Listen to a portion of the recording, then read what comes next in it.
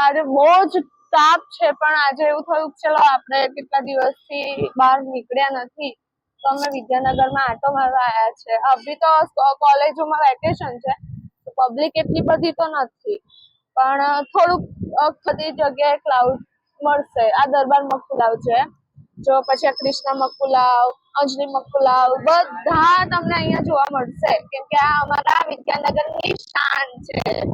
કે અમારો એનો મકુલાવ સૌથી સ્પેશિયલ, જે લંડનમાં બી અહીંના નામે એમને ઓપન કરી છે એમનું શોપ.